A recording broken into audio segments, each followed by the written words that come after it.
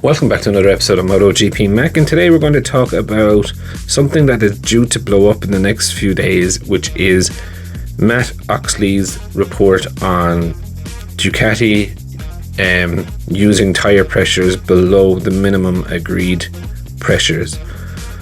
So Matt Oxley has come out and said that Ducati in particular were running tyre pressures on Bagnaya's bike below the minimum agreed pressures allowed. Now, you're allowed to run your front tyre at a minimum at 1.9 bar and your rear tyre at 1.7 bar.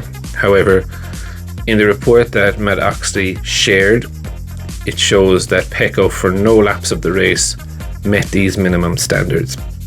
Now, Gigi Dall'Igna jumped out to his defence and said, that there's not a lot to explain, and they're working with the MSMA now to have a future and for next year a reliable system to control tyre pressure. At the minute, the system that everyone has is not reliable.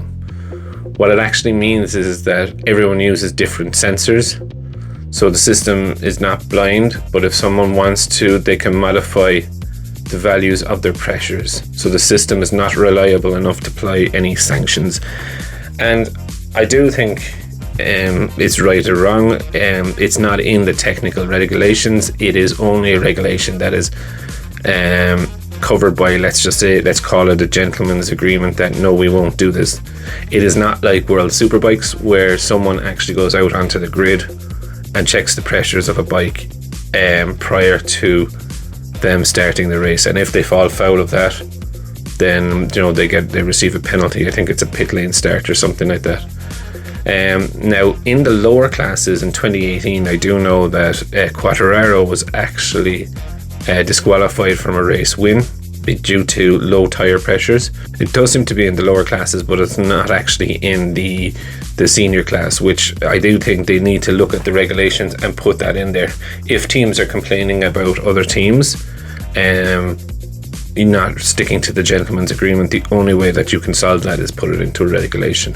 Now, adjusting tyre pressures throughout a race is definitely dangerous. So it's definitely something that they don't want people to do. Obviously, when the tires heat up and whatever pressure does come up slightly, that's fine. But being able to reduce that down automatically or whatever, in my view, is a pretty dangerous move to be doing.